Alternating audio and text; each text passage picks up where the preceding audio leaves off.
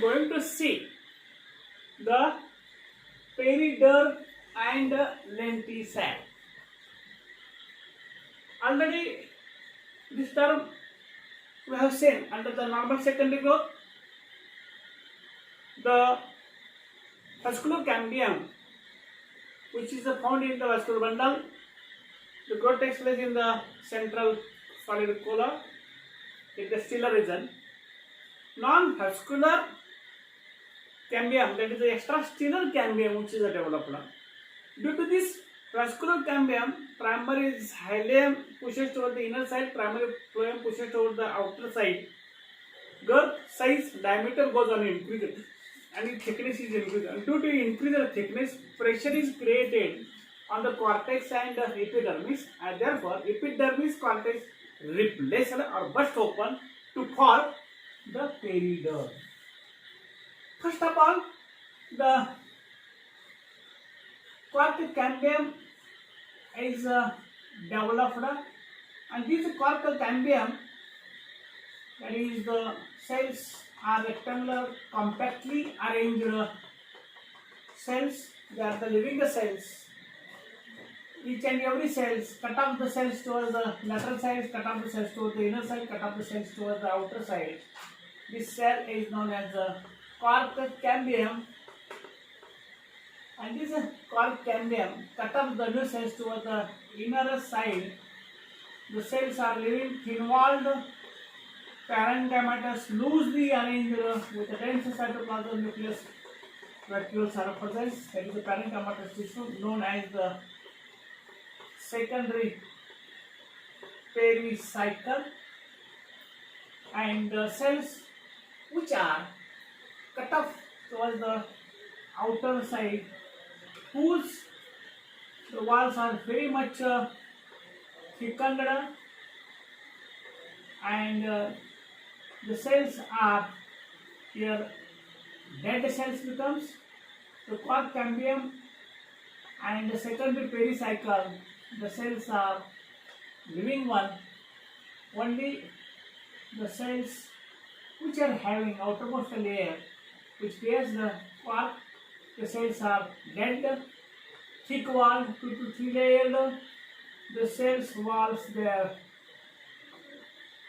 cells are superized, cutinized, and the lumen which is present, they are very narrow. Such cells, they are known as the cork. The cork cambium, secondary pericycle.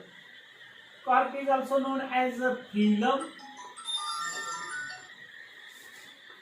phylogeny,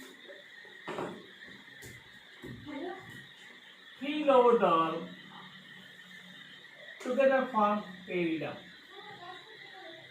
Periderm, it protects from the microbial attack, bacterial, viral, fungus, and loss of the water, that is intake of the water inside. The periderm, which is a developer on the main trunk of the plants, that is in Marathi or vernacular name it is called as Jhalachi Sa. This is the periderm. In some plants, the periderm is a developer, but we are going to see Lentcels. In Moringa oleifera, Seoga, Bombax mulbericum catesaur, Pinospora cordifolia, that is the gulwel,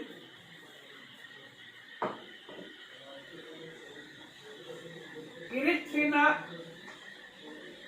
indica pandera, Rhizophora macronata, Rhizophora. In these plants, on the stem axis, there is formation of the swellings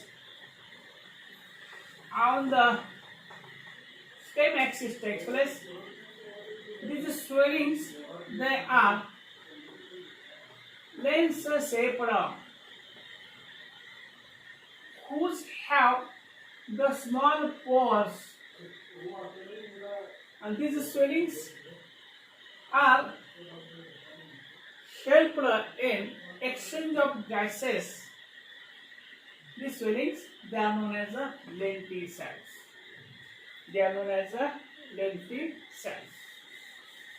While development of the Lentcel cells, the quark cambium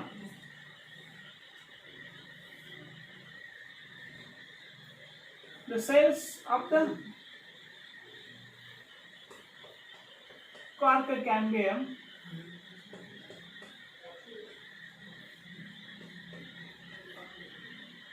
they are reflexed, forming a small slit or opening which is a lens shaped, having a small opening. This is known as a Lentcel cell. The secondary, that is here, the quark cambium there, and the secondary pericycle comes in front, forming loosely arranged parenchymatous cells. Along with this secondary cortex, this is the secondary pericycle, this is the quark cambium, and this is the quark. Here means the quark is replaced and the parenchymatous cells, loosely arranged cells which are formed. The cells are specialized cells. They are known as complementary cells. And these complementary cells are useful in these plants: Moringa, Bombex, Scleropora, Erythra indica, Rhizopora macronata, called gases of exchange takes place through these Lentcel cells. Here, today's there is a Periderm and Lentcel cell. What is their structure and what are their functions we have seen. Here, normal secondary growth topic is finished. In next period, we are going to say abnormal secondary growth.